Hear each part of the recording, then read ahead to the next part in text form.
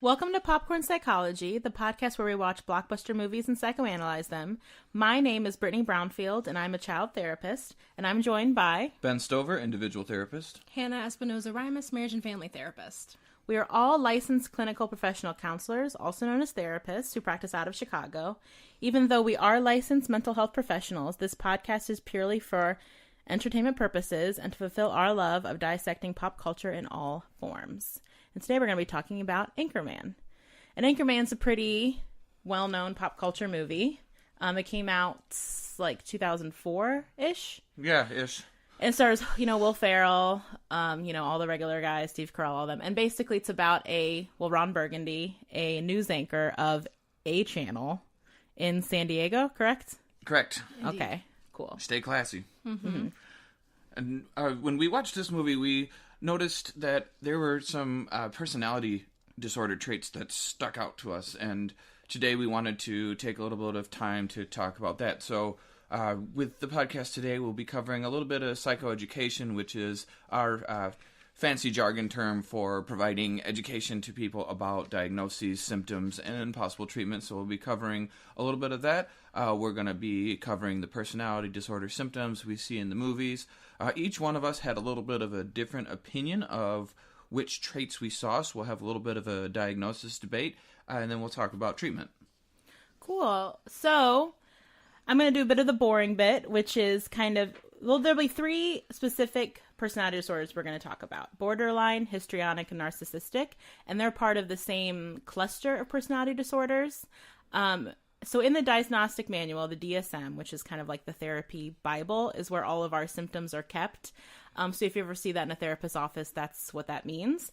So with borderline personality disorder, what you see is frantic efforts to avoid real or imagined abandonment, a pattern of unstable and intense interpersonal relationships, unmarked disturbance in like an unstable self-image or sense of self, impulsivity or impulsiveness, recurrent suicidal behavior, gestures, threats, having a hard time stabilizing your feelings due to an unstable mood as well, chronic feelings of emptiness, inappropriate and intense anger, or transient self-related paranoid ideation.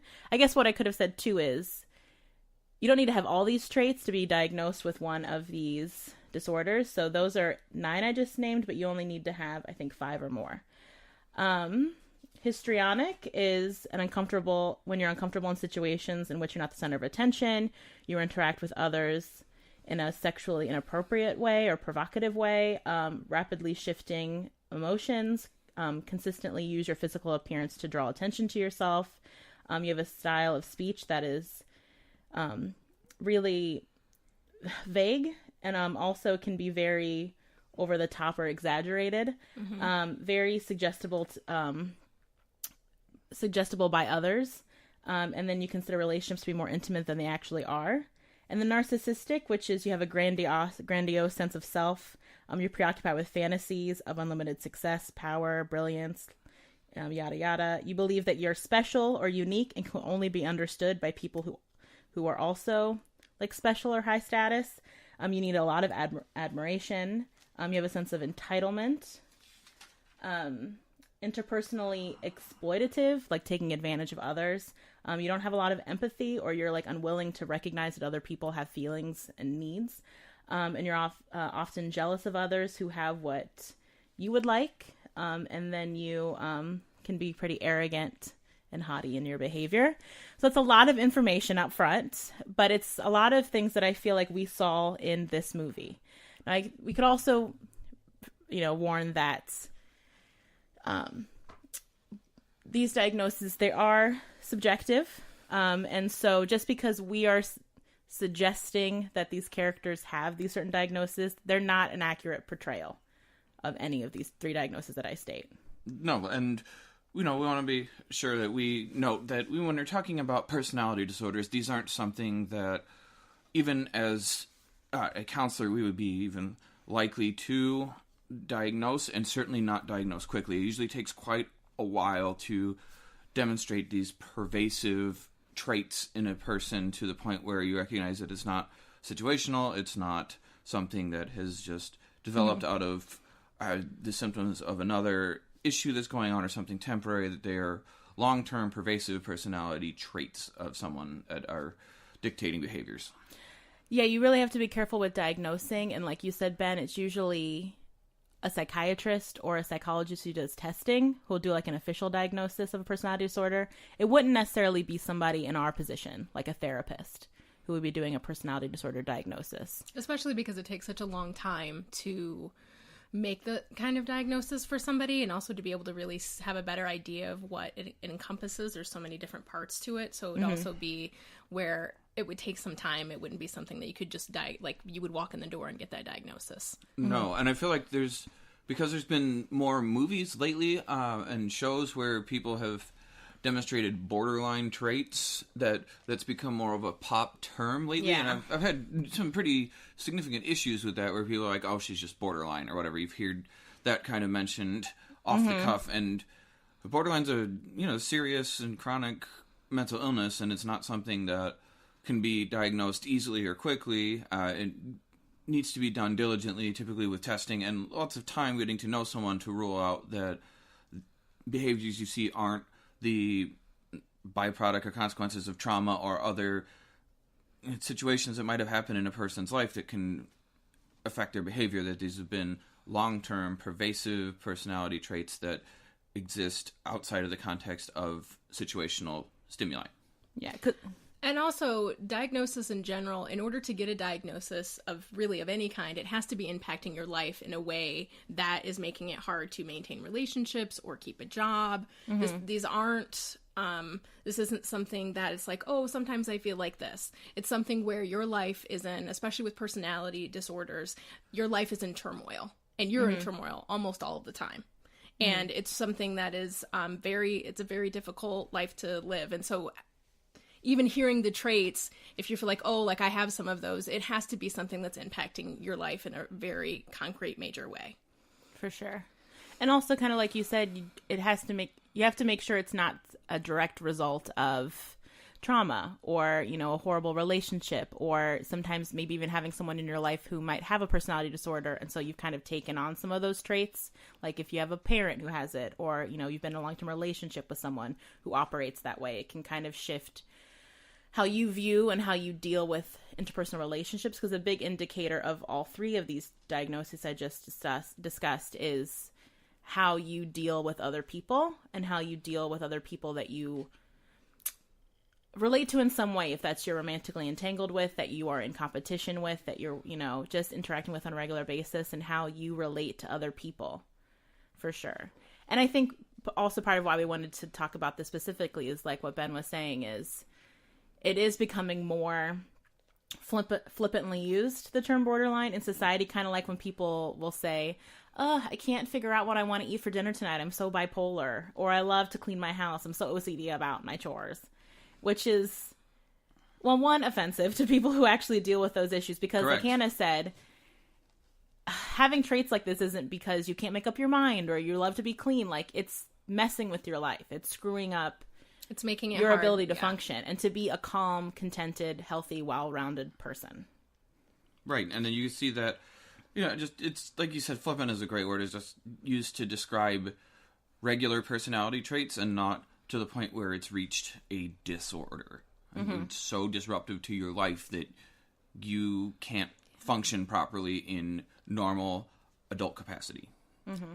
Yeah, exactly. You can't function in a way where there's just so many different things going on that it's so hard to be able to figure out what to do. And it's just, I don't know, just making sure that people understand that this isn't something that is just given lightly or is something that people don't really struggle with, and that bringing it up and saying that you're borderline or hearing that or any kind of mental health diagnosis kind of used in that way very flippantly is offensive to people who have real lifetime struggles of managing a mental illness.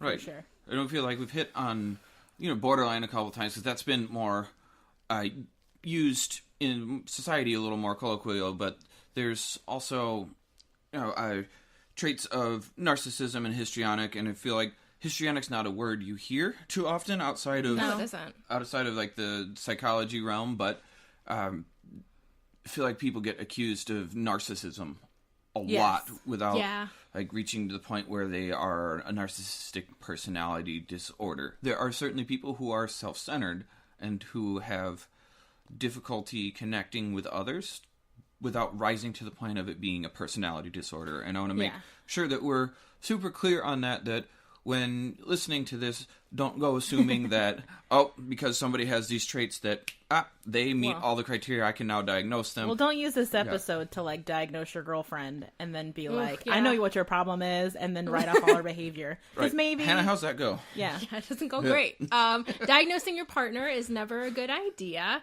and it doesn't usually go well, because it doesn't... Honestly, in a lot of cases, it doesn't help anything. I mean, as therapists, we're diagnosing because that's what we have to do for insurance. And it's not something that you just want to do. It's not part of helping somebody. Like, having the diagnosis is not part of helping somebody. So diagnosing your partner, diagnosing somebody you don't know, have never worked with, it doesn't make any sense, and it's not helpful. And also, I think I said this already, but I guess I just want to be very clear about it out of my own sense of self-consciousness, is that this movie doesn't accurately portray any of these disorders, so I don't want to also offend anyone who has any of these diagnoses by being like Ron Burgundy or any of his friends are an accurate portrayal of what this looks like. Yeah. Because, it's a movie, it's a comedy, it's supposed to be cartoony, he's very over the top, but it's interesting that watching this as a therapist, because it is supposed to be a cartoony over the top comedy, how much he does actually fit so many, it's almost like they kept it in mind when writing this character, is how well he displays a lot of the symptoms of these personality disorders, for sure. Yeah, absolutely. You can see a lot of the traits, and Will Ferrell did a great job of being over the top and ridiculous in it, and the other news staff were also pretty good at displaying some of the ridiculous traits of these disorders and of this situation here. So when we talk about this movie, what are some of the symptoms we see in Ron? He has, I think what I noticed pretty acutely upon just even the beginning parts of the movie is he has pretty poor actual social skills. Like, I think a big part of his persona in the movie is being like a ladies' man and like being cool kid number one and everyone wanting to be his friend, and he's kind of like the leader of his like wolf pack situation.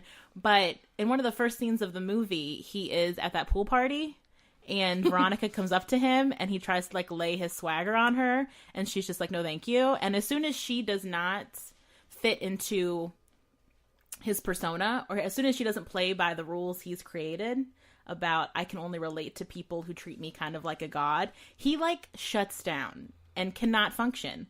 Like, he starts saying really weird, he's like, he can't even form a sentence. He doesn't know how to talk to her. He doesn't know how to keep saying things about himself that prove that he's this big deal. Like, I'm a big deal, I'm important, I'm really attracted to you, but he doesn't say that at all like that. Yeah, like he can only deal with women, and men to a lesser extent, who can recognize his persona and can be in that very strict, almost script with him about how their conversations go. Like, this is how the beats of conversations go. I say something about myself, and they say how great I am, and then I elaborate on how great I am, and then they talk about having sex with me, and I'm like, let's do it. And as soon as she broke that script by being like not interested, he like could not adapt at all.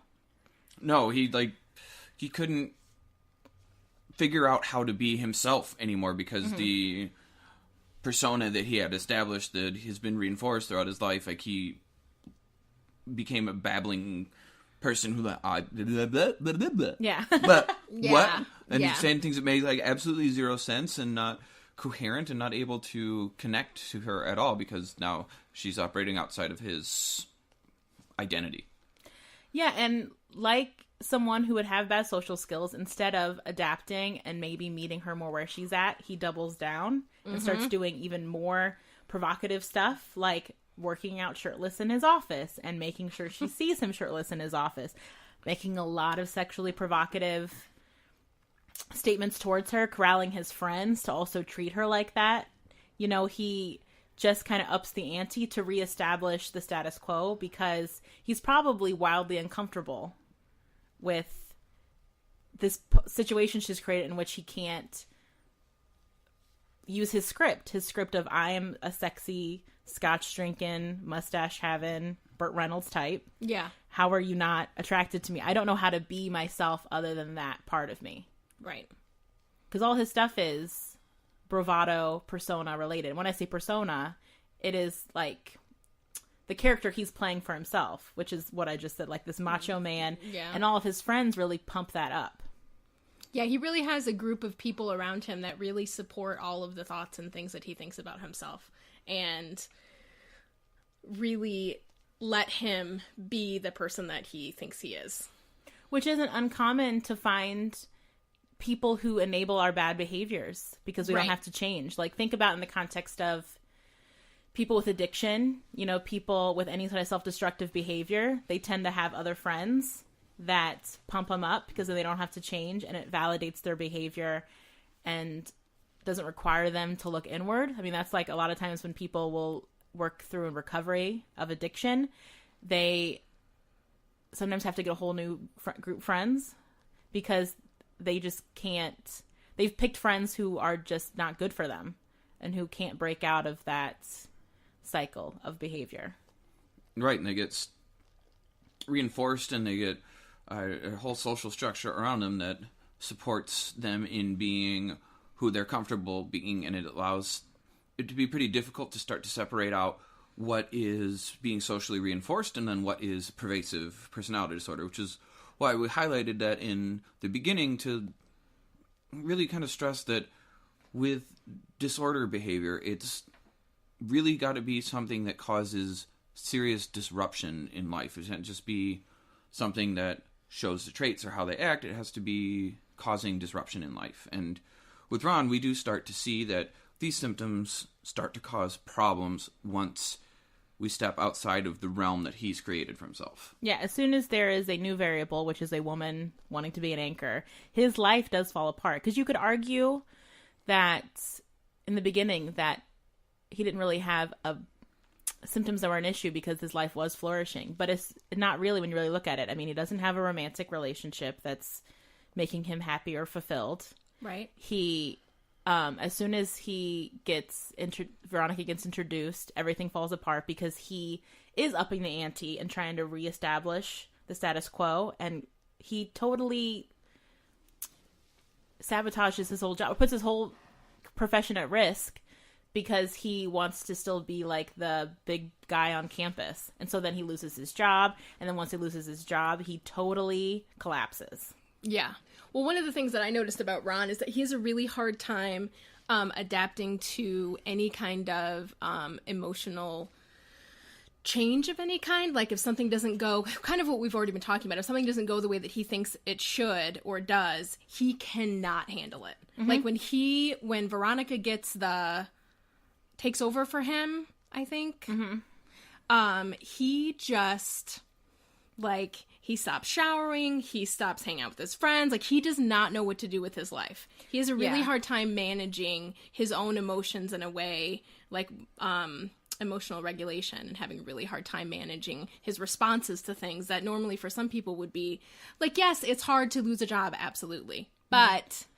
Yeah. For him, it shuts down his life. Well, because for him, it's not just losing his job, it's losing his identity and losing his persona. And so when that's taken from him, he totally, he cannot deal. He grows that weird beard. He, like, his apartment goes to, like, shit. Like, his whole place is disgusting. Like, he can't take care of himself, quite literally, once he loses only, what you could argue, one aspect of his life. Like, people lose jobs all the time, and they don't, like, become a non-functioning human. Right. With Ron, it becomes very clear that, and I guess let me back up, is where it becomes tough with him is that there was a clear trauma in his life that sparked all of this when he got into the confrontation with Jack Black on the road, and Jack Black punts his dog off the bridge. And that's when, like, he has a trauma, and then that changes how he behaves, but he goes into a period of grief, and then the show has to replace him, at least temporarily, because he's not there, because he misses the show, because he's in the confrontation, and then his world collapses when he loses that status. When Yeah. he loses the alpha dog status, where it becomes like difficult for me is figuring out like, okay, is this personality disorder or is this something that's trauma based? Is like we see that clear trauma, but the way he responds to it starts to seem more like the pervasive patterns that exist in personality disorders, because he can't grasp or deal with the change that happens to his status. For sure. It's not just, like dealing with the loss of the dog, which is horrible and enough Absolutely. to really destroy anybody's sense of self for a little while, but for him to respond the way he did with the aggressiveness and the difficulty even grasping who he is or to how to function as a human being once he's lost his status as the king. Mm-hmm. I think that's where you can start to make a stronger argument for this is crossing into personality disorder range. Well, I would even argue that the reason why the dog thing is so traumatic for him, and I should caveat this by saying I'm not an animal lover, so I'm coming from that perspective. So I get that losing a pet is very hard for people, and I recognize that. But I would say part of why it's so hard for him is because that's probably his most intimate attachment and relationship is his dog, because his dog is someone that relies on him, can't leave him, needs him to stay alive. Like, it's a very safe relationship to be very emotionally devoted, because it's someone, like, it's not a person who can just look you in the face and be like, I don't love you anymore. So, dog can't leave you, like all this stuff. So when he loses Baxter, it's not just losing his dog, it's losing like his closest connection to another living being. Yeah, especially because I think part of the other part that we see in Ron is that he's very black and white about relationships. Either he loves you 1,000% or he doesn't want anything to do with you. And with Baxter is the only person that, like, he has unconditional love with his dog. Yeah. He takes care of it. It's his only dog. The dog doesn't have loyalty to anyone else. So it's kind of this only situation that he has. And so when he loses that, again, makes a lot of sense. When people, if anybody had their dog killed in front of them, that would be a big T trauma. Like, that makes sense that it would be upsetting. But the way that it kind of destroys his life, and the way that he, like, forgets about his job, like, so I would imagine for some people, what's the first thing you would do? You would call your boss or whoever and say, hey, I'm not going to be to work today. He just does whatever. He just has this emotional response and can't pay attention to anything else besides what he's thinking and feeling. So really just doesn't have any way to cope with any change or trauma. I mean, I think what you brought up too is one clear sign for me watching the movie about kind of more of like attachment issues and maybe like personality disorder diagnosis is the way he approaches his relationship with Veronica. Totally. Yeah. Like, he goes from someone who is very misogynistic about women and relationships are dumb and being in love is dumb. And women are just for sex. To going on a date with her, one date. And being like screaming off the mountaintops in love with her after one date. And then being like totally enmeshed with her and loving her and telling everybody about it. And then very quickly, I think because she took the news anchor, like she covered for him or whatever. I can't remember the exact detail. Right. Very quickly making her a villain, hating her, physically fighting her in front of all of his coworkers. Like, because it is that very, like, either you're an angel or you're a devil. Right. And either you are on a pedestal or you are the worst thing that's ever happened. Well, either you worship and you need him. to be destroyed. Yeah, you worship him or you're against him. Yeah. There's no other example of that. Because he can't deal with any sort of... Well, because he couldn't work through the conflict they had, which would have easily been something to work through. As soon as there was a barrier in the relationship, he just was like, nope. I've decided who you are now, and that's that. This is extreme spectrum of feelings with no calm, healthy in between. No, there was absolutely none. So when we each watched this movie, we watched it separately, and each of us had a bit of a different perspective. So we had a little bit of a therapist fight off mic here about, wait, well, which ones did you see? And when we talk about personality disorders, when the DSM-5 came out, they started to get aligned into clusters, and there's 4 of them, and these clusters will group together personality disorders that show similar traits, and we all saw similar traits with him, but when we took a look at this, each of us saw something different. And when I watched Ron, for me, the narcissistic personality disorder type stuck out for me. I saw that he's got grandiosity for sure. He's callous. He can be unemotional. He has a total disregard for others' feelings and an absolute excessive need for admiration. And for me, those things stuck out as, okay, so Ron here is showing pretty dramatic traits of narcissism. He can't connect to other people without being the top dog. Like, if he's not the top dog, he can't relate to people. He shuts people out. He closes the relationship off. Like we were talking about with Veronica, the minute she threatens his status, like, I thought you were joking. I thought you were joking that you wanted to be an anchor. It was all a joke. I wrote about it in my diary. It was such a funny joke. Veronica had such a funny joke today. And you couldn't even process that as a reality, like that someone else could be the anchor. Well, and also that he fits everything into his story of like everything has to confirm what I already believe, to the point that I'll act like what she's talking about with her work goals was a joke, which makes no sense. No. So borderline personality disorder is the one that I felt like fit Ron the best, because so a couple of the things that I noticed are social skills are poor. Mm-hmm. Also, he has a really hard time having good boundaries with people. Just in general, of like how him and Veronica talk after they sleep together for the first time, and she's like, so we're not going to tell anybody about this, and he's like, yeah, okay, and then he literally goes into the office and screams it at the top of his lungs. Like, no awareness of having boundaries and in order to have a healthy relationship. So he really struggles with boundaries. He also has a hard time managing his emotions, kind of having that mood, having emotional regulation issues, and being able to manage just like even small things that happen in kind of a regular fashion.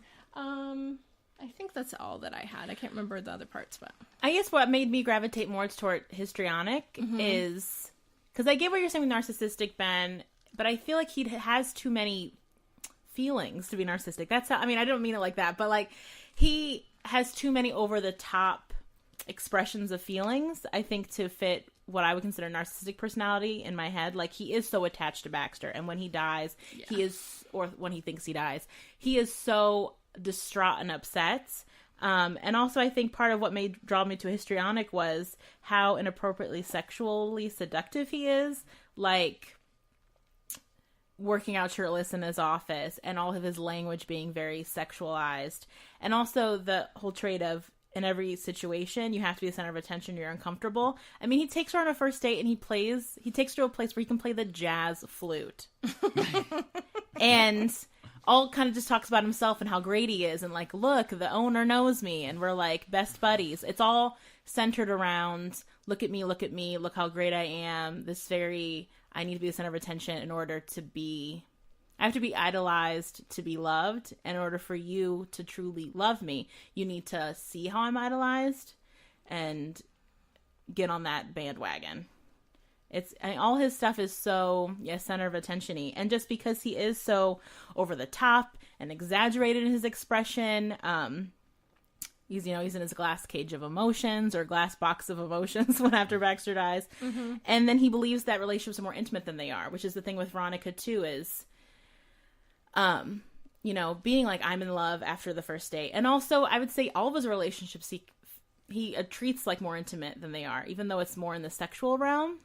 Like, with women he hits on and things like that, he automatically goes to a more intimate place, which is bad boundaries as well. Yeah. Which is more of like the borderline stuff is. But I guess what we could also argue diagnostically is the environment in which the movie takes place, the 1970s, and all his friends. He really is in an environment that supports the behaviors he is demonstrating. Absolutely. And when you talk about the entertainment world, there's a lot of vanity there. I mean, everything becomes on appearance and ratings and performance and getting feedback into the persona that you've created.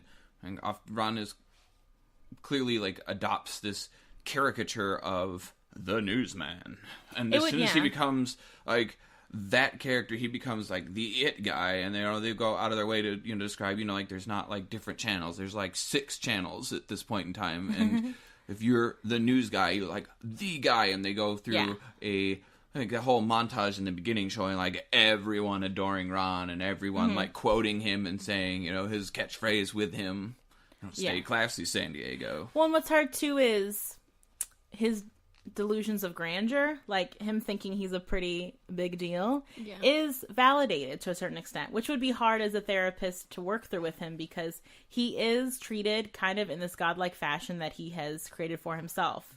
Like there is reality to his stature. Yeah, to back up, to reinforce his identity and his persona. It would be interesting to see what he was like before he stumbled upon his current status. Mm-hmm. And like, was he a totally different person? Was he kind of like a less exaggerated version of this person? Because also the other environmental factor, which we haven't really talked about yet, is his friend group. Yes.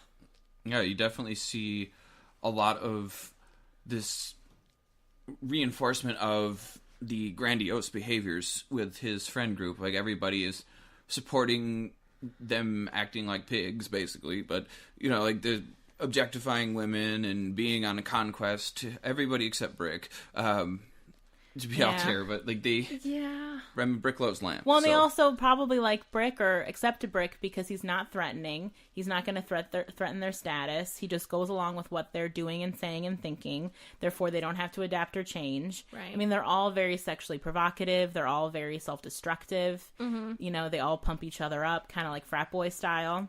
Yeah. And I mean, in looking at them, I guess a clear indicator that it's maladaptive or just not appropriate is they're all well into their 30s, if not older, and none of them know what a romantic relationship feels like or looks like. Like the one bit of vulnerable behavior in the movie is when Ron falls in love with Veronica and they're all in his office and they're like, but Ron, what is romance like? And they're like, really want to know, like a bunch of little kids, like, tell us, Ron, tell us. What does it feel like? Yeah. And that's a little peek behind the curtain of this behavior, though on paper and from far away might look like they're living the life. They're all craving something that they're not having, or they're all wanting something different that they can't quite figure. I mean, they're so, to use a bad word, ignorant about how to go about having a functioning, healthy relationship with another grown-up in a romantic, intimate way. Absolutely. And they show, the culture that they've created around themselves as being completely disrupted once Ron like steps out of the role of like this toxic masculinity bravado into like, but now I like love her and I'm going to be attached to her. And they're like, hold on, bro. Like, yeah. And they try to sabotage it, talk him out of it. Right. Try to manipulate him back into the role that they're comfortable with him being. And they try to work him into the caricature that they know him as and they're comfortable with him as, and it makes it difficult to separate out or get like a concrete like, okay, but these are pervasive personality disorders because we're seeing bad behavior socially reinforced. Yeah. Well, and also this is another reason why, as any sort of mental health practitioner, like even like a psychiatrist or psychologist, especially a therapist, might wait a while before suggesting a personality disorder, because it could also be one of those things where in therapy, we suggest maybe you kind of get away from your friend group a little bit and see how you do. And sometimes once someone changes a bit of their environment, they start to change. And so you wouldn't want to mislabel someone with personality disorder when it might just be a self-perpetuating negative, destructive behaviors within a really close friend group. Or that's kind of acting like a family, and so everybody has these roles that they have to play. One of the ways that I actually thought about the movie was putting them in a family, and what does that look like? And when you change, when one person in a family, part of what we do in family therapy is when one person changes, it changes the structure and it changes the roles in the family, and sometimes the goal is that usually that's for something better, so the relationships are better and so that the family dynamic is better. In this situation, when Ron, decides that he's going to be more vulnerable and that he's in love, they don't know what to do because it's this family member who's now has this different stance and is playing this different role, and now they're not exactly sure what to do with him. And they kind of show both parts of that, which is one, when you act out and try to sabotage the person who's changing so that the status quo can stay the same. But then they demonstrate the flip side of it, which is when one part of the family dynamic or the system changes, the other people might also change as well. Right. Because they might also be thirsty for something different, and because sometimes the system just keeps going on and on like that. And when I mean system, I mean like a family group or a friend group. Because everyone's doing it, and so there's no vulnerability to do something different. And so as soon as someone shifts or changes, the other people might come around as well, because they're just waiting for like the first person to go there, or to be willing to fall in love, or to stand up about something, or to say, I'm not going to do that anymore. And there might be some resistance from the onset, but then what can happen is really beautiful, which is change within the whole group, which I think if he would have stayed with Veronica and not blown that up, like, it seems like his friends really wanted to know more about that life of being with someone and maybe being a different kind of person, and maybe not being this whole bravado, toxic male, because that's it takes a lot of work to be constantly upholding a persona. Absolutely. A role that you're playing, because it's not organic. It's not who you actually are. And so you're constantly thinking of what would I be doing in this situation instead of just doing what would come naturally to you. And That's true. And also just responding to people around you and like changing based on that, and having to never kind of having a place where you can just stand still and be who you are. Right. And I think you see something that illustrates that point pretty clearly with Champ, when he goes to like he starts like indicating that he may be attracted to men, and and everybody just like immediately shuts him down. Or like that process you're talking about, where like the system change starts to happen, where people start to almost experiment or flirt with like, what if I'm just me now, and seeing how that reacts, and that starts to go pretty well. And then Champ crosses the line, particularly as being a bunch of 70s men. The concept of gay is pretty not okay at this point in time, which is really unfortunate. But we see Champ like start to display some different sexuality and different tenderness, and then immediately gets shut down to like, well, maybe you don't talk anymore for a while. They literally shut him down. Like shut him down. Mm-hmm. Like, give him like you're just gonna get like a 15-minute talking ban, like just not talk for a while. Mm-hmm. Which is like, and he'll remember that probably forever. Yep. Yeah. And then the one time he stood out and said how he really felt to someone, and then it got he got crushed. All right, so if we were to get Ron in office and we were to be providing treatment, what do you think would be the direction you'd want to go with him? Well, he definitely has several points in the movie when seeing a therapist would have been appropriate. Losing his dog, losing his job. You know, even he might have come into the office just to work on his social skills. And like, I want to be in a relationship. I don't know how to go about it. I don't know how to go about it in my friend group. I mean, I think the first question would be, can he have a female therapist? Yeah, and I feel like I don't know if he could. I don't know if you would be able to help him. I don't know if you would spend the whole session redirecting him, because as we've seen, he's sexually inappropriate. He finds intimacy where there is not. And I don't know if you would be able to work through that, having him, assuming that it would be his first time in therapy. Well, because he's going to be challenged a lot to change. And a lot of times when anybody is challenged, we tend to revert back to maybe not the greatest behaviors because it's safe, or it's what we know, or it's what's quote unquote worked in the past for us to kind of just make us feel better in the moment. So I wouldn't be surprised if as soon as the therapist really starts to push him a little bit, probably not even that much, probably just a little challenging, as soon as he's uncomfortable, I feel like I wouldn't be surprised for him to all of a sudden be hypersexual with her or suggestive with her, or him like, and also I would argue, I don't know how open and how comfortable, like how real he could be in therapy sitting in front of a woman, because it seems like, I mean, I guess arguably his bravado is also with his male friends, but it would just be a situation where why challenge him doubly, like challenge him to just be in therapy and change, and then also challenge him by also acting different around a woman. So on onset, just because it might be good to see a male therapist, just because why challenge him in both those ways? Yeah. Yeah, I don't see him working with a female therapist, at least not initially, as probably the best move for him. I think that at some point transitioning him to a group structure, which can be really helpful with personality disorder, because you can get people in a group setting where there's feedback from multiple people all at once, and like having a co-therapist that was female might be good to have like a modeling of an appropriate relationship. But for starters, I don't think that would be a good place to go with him. I think him getting work with a male therapist would be probably helpful, although I would probably think it would be best if we did quite a bit of work therapist matching with him, making sure we didn't find somebody that threatened his status as like an alpha male type. It's tricky. Because you wouldn't want to find another person that he's going to, just like he'd put on a show for the woman, you don't want him to do the same thing with a man where he feels like he needs to match up to the man and be like just as manly or just as important and have as much status as the therapist. But I think what would work in the favor of a male therapist, and I hate saying this, is that he probably would take what they say more seriously. Because That's he's true. already doing a thing where he's locking women into this, like, not subhuman, but like into a lower status than men. And he already does this thing where he laughs women off. He doesn't take Veronica seriously.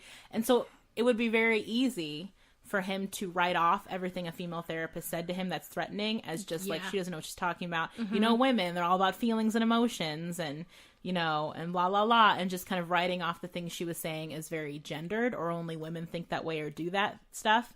And so maybe seeing a male therapist and having a male therapist repeat things or tell him things that are you wouldn't expect to hear from a male, at least in the way that he has decided how men behave, can be really refreshing, because it'd be challenging his very strict gender roles. Like, you know, if a male therapist is saying, well, maybe you need to start thinking more, like, be more emotions focused, or, you know, talking about how you feel instead of what's happening to you, and, you know, be more connected to that stuff. Like, he can't write it off as easily. No, he can't. He'd be a tricky one. When dealing with personality disorders, it's usually a multi-step approach that you want to take. Like, it's not just doing individual or doing group or finding one modality. Usually it takes a long time, and using a pretty comprehensive treatment approach that involves group and individual both, because you need to be able to challenge the behavior not only theoretically and from self-report, but also see it in the moment when they're interacting with other people. And one of the ways you can get that done is through group work. Yeah, and I think what you said would be really interesting if he did a group and maybe it was male and female co-therapists. Right. Yeah. Because then he would get to see a modeling of a male in a professional field treat a female in the same professional field with respect and reverence, and just modeling that dynamic. Right, where, and equality. Yeah, where this is how you really approach a woman. And they wouldn't be like, it wouldn't sound as rehearsed as that. Like, it, you know, Right, it wouldn't right. be like, I'm also respecting what my female colleague is saying to make a point. It would just be Yeah. kind of like osmosis. A lot of what therapists do is model behaviors without being very explicit about it. Like, sometimes I'll change my tone of voice to help, like, just to bring the energy of the room down, because then the client will start kind of mimicking the tone of voice I'm using. Like, I'll start talking more like this instead of like this. And Right. and it can be kind of this subconscious way of bringing a message out, which is why a therapist can make a lot of choices sometimes that you're not realizing they're making. Like the way they hold their body, or the way they, you know, the tone of voice, or the way they treat other people in the room. Like, it can be a lot more calculated than you realize, because the therapist is always modeling behavior to a certain extent. Absolutely. Yeah. I mean, I think it's one of the things that helps people really feel heard and really connect to a therapist, or feel like it's a good fit, because I think that meeting them, it's kind of that idea of meeting them where they are, and talking softer because they're talking softer, or leaning back when they lean back, like all of those little things that don't seem like they mean a lot. There's a lot of nonverbal that goes along with treatment. And so, and Ben, kind of picking up on what you said about individual and group therapy. So one of the treatment modalities. Yeah, modalities. That's what I can think of. Is called DBT. It's dialectical behavioral therapy, and that's something that's shown to be pretty effective with personality disorders, but borderline personality disorder in particular. And so DBT is, it has 4 different skill modules. So basically it's, you do group an individual, but then they really focus on core mindfulness, distress tolerance, emotion regulation, and interpersonal effectiveness. So it's kind of, they're designed to assist individuals to better manage behaviors, emotions, and thoughts. So really just foundational work of helping somebody create different ways to manage their stress and to manage their emotions and to manage boundaries, and kind of in these really specific ways, kind of laying a foundation and also giving them a lot of chances to practice that in group and individual, and also having access.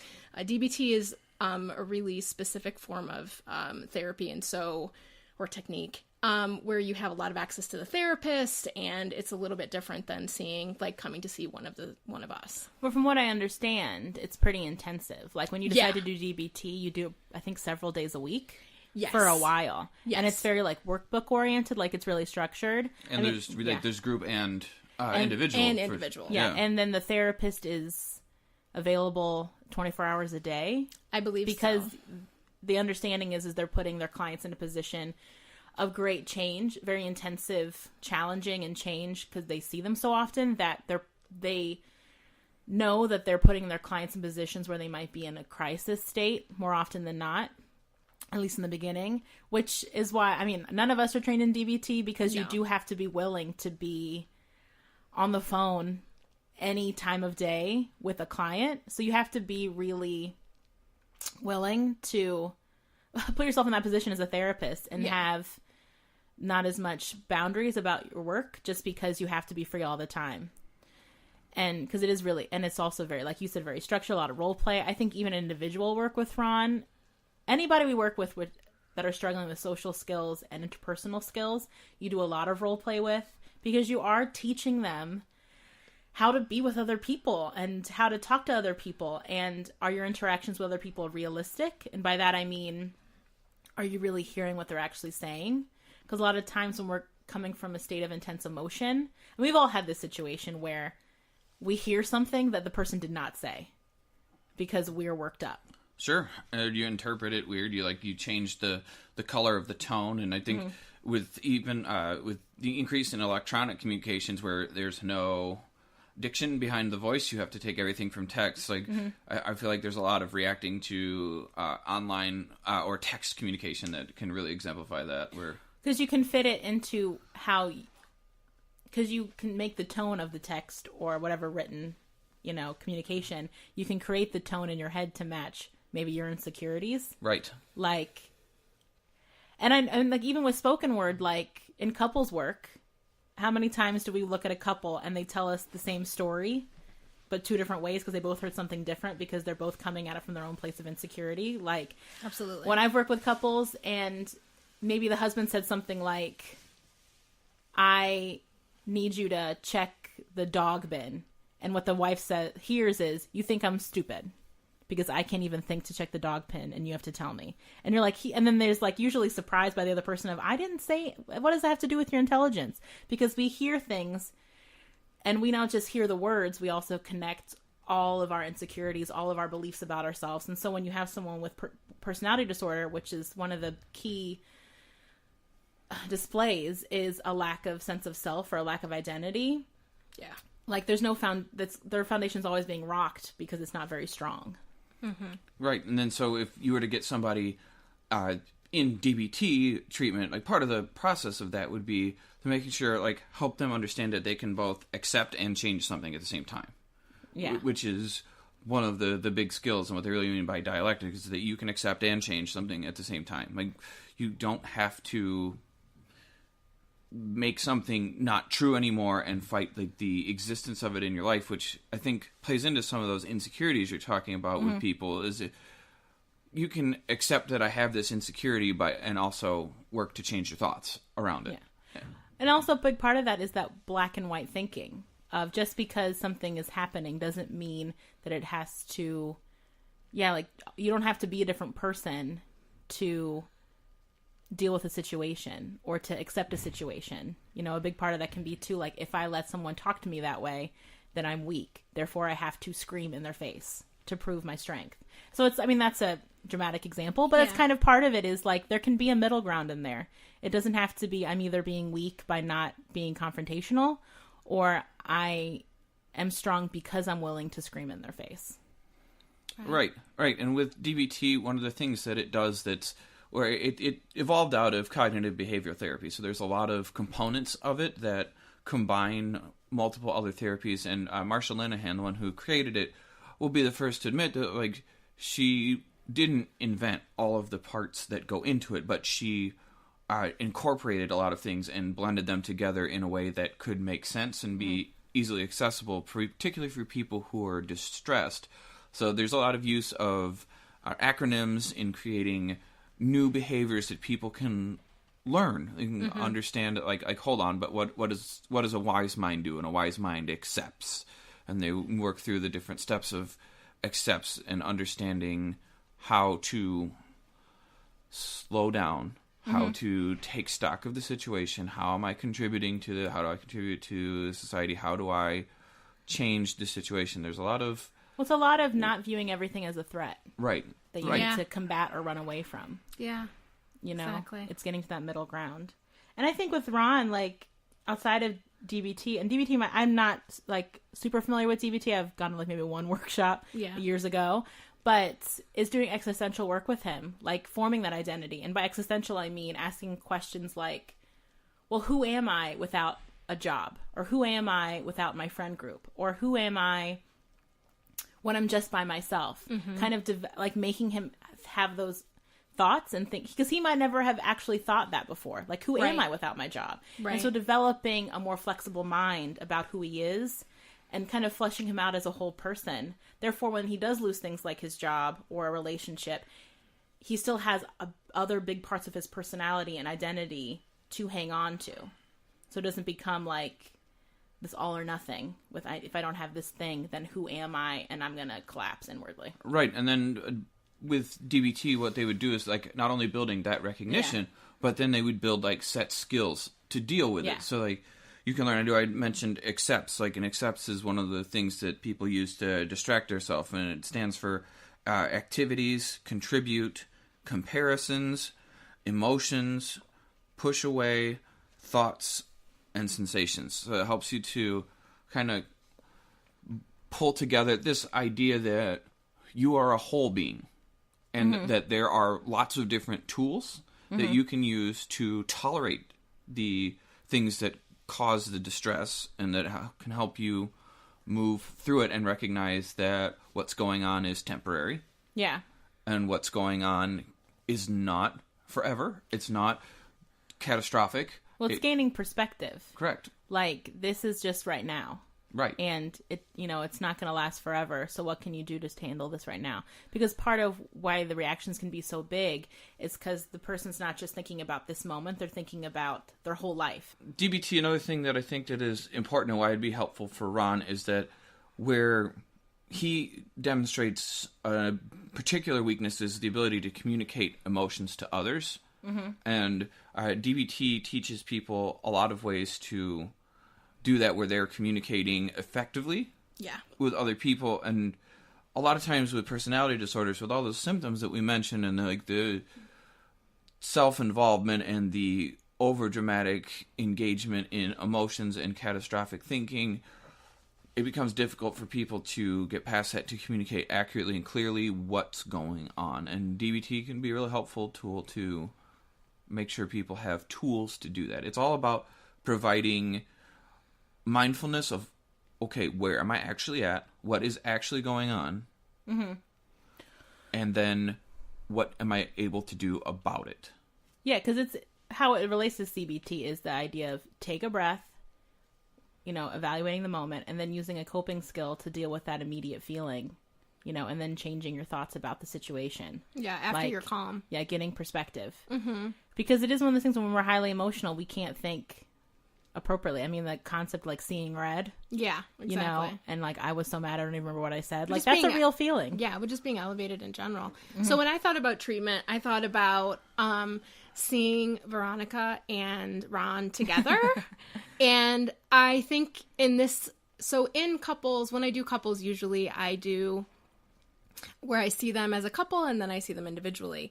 And I think that in order to have like an effective, healing environment for the couple, I think that Ron would have to do some work first in order to, and that when he did and when he was able to recognize his feelings, have coping skills that he uses, then I think it would be a lot of communication skills, just building their skills and helping them feel emotionally connected to each other. Because I think that that's one thing that's very clear that Ron struggles with all different people. Well, also like in general. being on the same page in the relationship.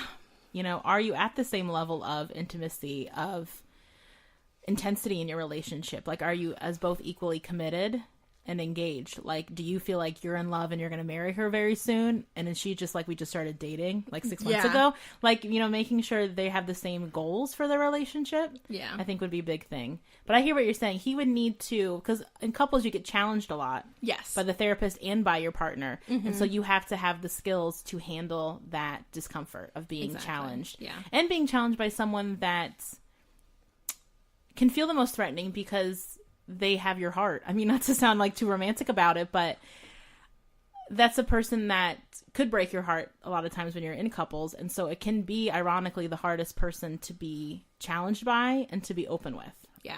Yeah, and you're going to be the most vulnerable with, because you have chosen to accept them into your life as your partner. So their opinion matters more than other people. But also, people unfortunately display another side of that, which is that person is also less likely to leave you. So you're more likely to show increased levels of ugliness because it's safer. Yeah. Yeah. Show your ass a little bit. Show your ass a little bit. Well, which I think would be hard for Ron anyway. Oh, yeah. He would probably do a lot of acting out. I don't know how he couldn't. He acts out all the time. Exactly. And it might even be a thing where you have a co-therapist. Like I would have a male who did a male therapist with me when we did couples together. Because for Ron, again, he would have to do individual work first for sure. And so typically with personality disorders, you wouldn't diagnose them until someone's a little bit older. But if you were to see a child that started to display some of these traits, what do you think you would want to do with them, Brittany? Well, it's hard because we don't know any backstory about Ron at all, really. And I feel like it would be really interesting to see what kind of person his parents are, especially his father. Like, does his father also have a similar persona, you know, that he's role modeling? So with a kid, like, let's say he's already displaying a lot of this behavior at like 15. Sometimes what needs to happen is you need to get the parents in the room to see how they conduct themselves around the kid and what kind of behaviors are they demonstrating, coveting, you know, how are they showing him what it is to be a man? Especially back then in like, when like the 50s and 60s, you know, what gender roles are very stuck. And there is a, you know, is his dad dominant with his mom? You know, or does his mom pump up his dad? And so everybody's validating this behavior, but for Ron, it's not working out and he's acting out. You know, so sometimes you have to have a quote unquote come to Jesus talk with the parents of just because this style of living and behavior worked out for you, it's not working out. It's presenting in a maladaptive way for your child. So we're going to have to think flexibly. And can you be different in the home so that your kid can see something different? Because I could be the best therapist that exists on planet Earth, but I'm only seeing a kid for an hour a week. And they're with their parents hundreds of hours a week.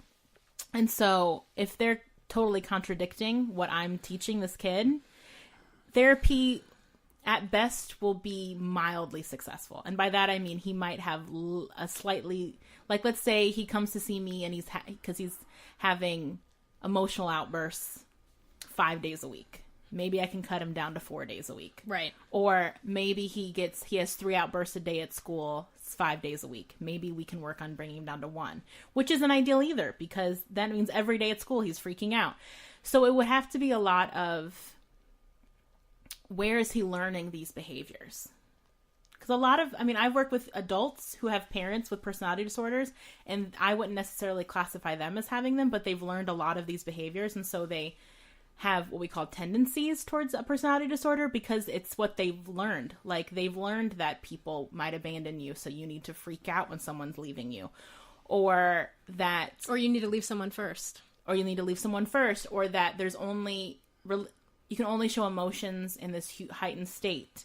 Like, you should freak out when something happens, because that's how you prove your point or assert yourself. And so that's why also we wait on diagnosing, and also you wait till someone's 18 and up, because you want to make sure this isn't learned behavior from an unhealthy family system.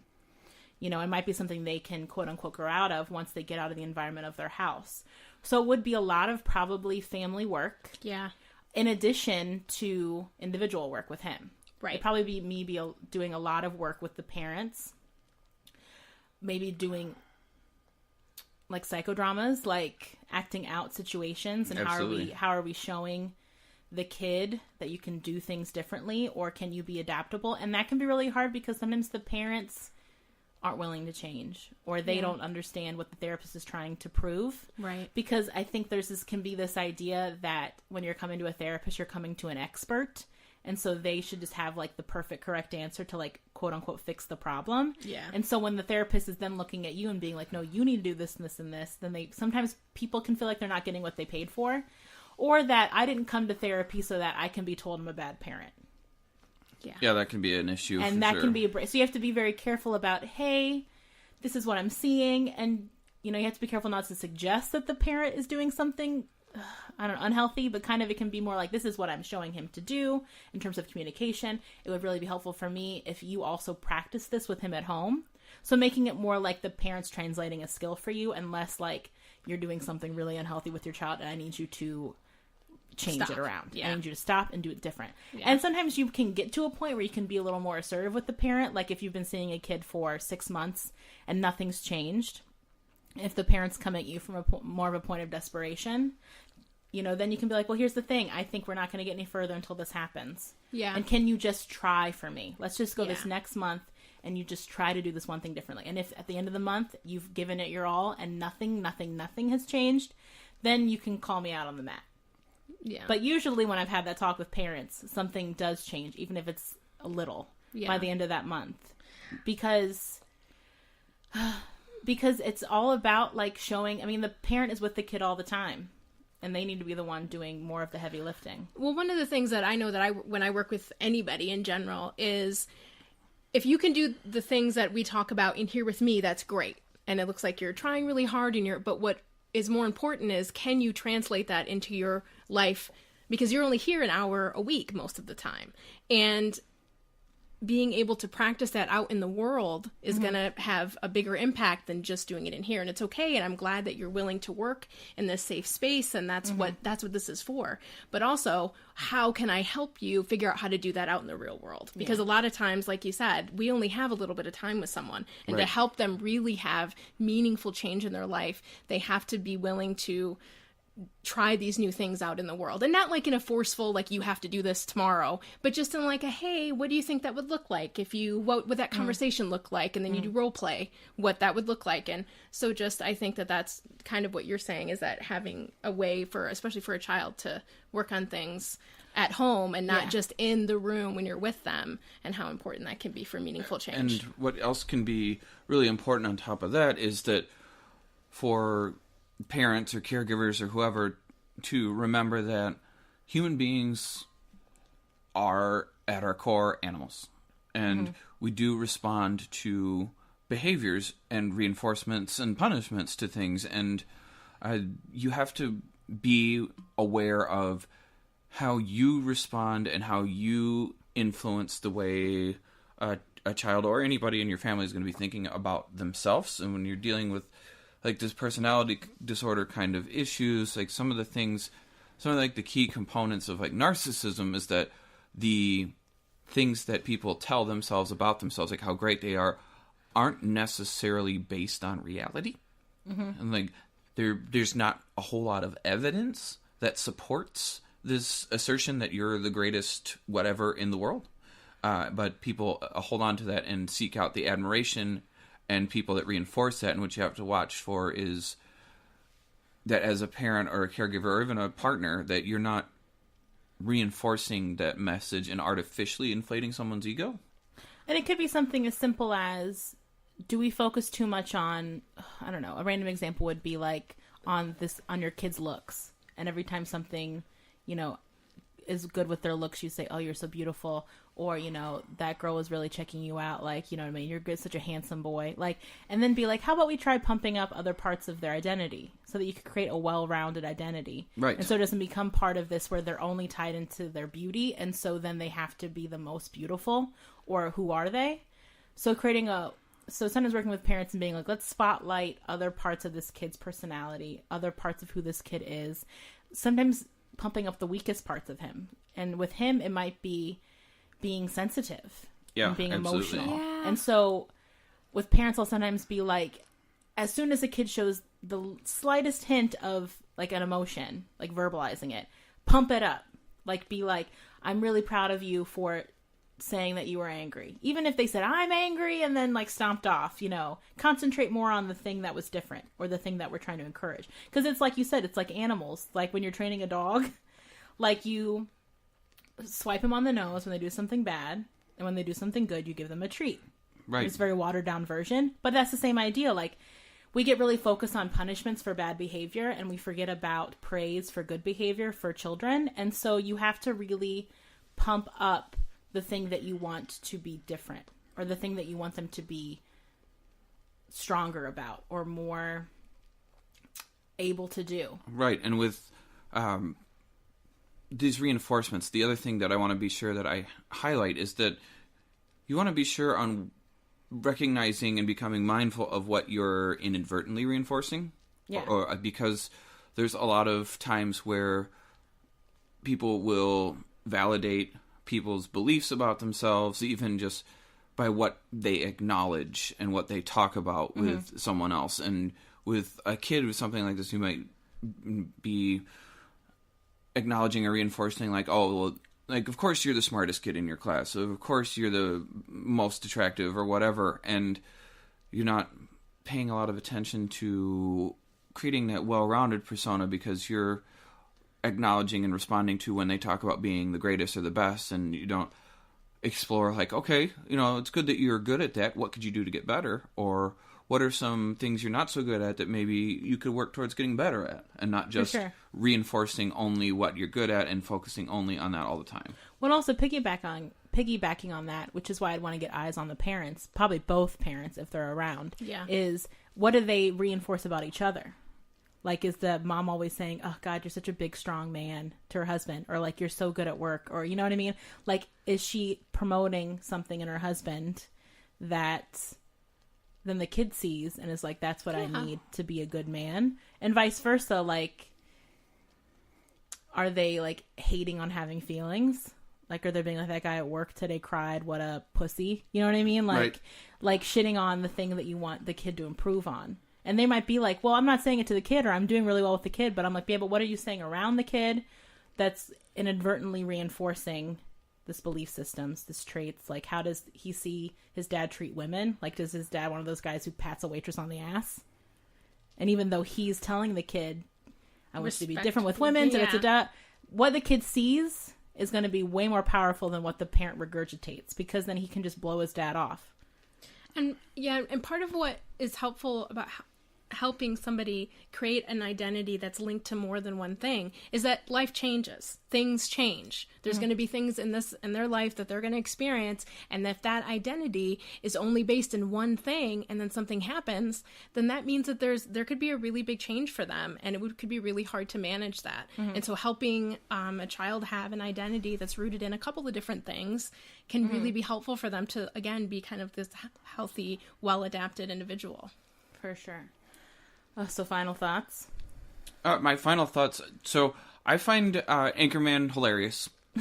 I do. I like it, but I also find it to be a bit overrated. I know it got so much hype. I remember, like, I was just in college when this movie came out, and like hearing like everybody was so obsessed with it, and I think it's funny, but I don't know that it's held up. Now that we're 14 years out, and I don't know if it's held up as one of like the great comedies of all time, which is like when I felt it was built up to be. But as far as like like as a psych movie, like I feel like it shows you some good comic representations of what some personality traits could be when they're super exaggerated. But overall, I think it's a fun movie. I hadn't watched it in years before we watched it for this podcast, and it does have that kind of gravitas. Like, people like act like this movie is the Citizen Kane of comedy. Right, they do. But I was a little unsure of how therapeutic it would, when we're watching, like how much actual material they would be to do this podcast when we watched it, because I was like, it's funny and they act crazy, but like would it actually like translate into a full-blown podcast? And I think as soon as I started watching it as a therapist, I was like, oh my gosh, like there's so much behavior that I've seen in clients or I've seen in textbooks about. And it was surprising how much it related, like you said, to like almost an exaggerated version of these diagnoses that I would never have thought going into it. Almost as if they planned it. And I'm sure they did not, because they were... But it leads credence to that whole persona of maleness and masculinity, especially in the 70s. Like how, of the time, I hope it is. And then also like how culture can breed negative behaviors or breed maladaptive behaviors. A little snapshot into how a generation can be stuck in a certain way. But yeah, I mean, it was so interesting to watch it through the eyes of a therapist, and how much, I mean, I wrote like four pages of notes just about things I saw that were, red flags. Yeah.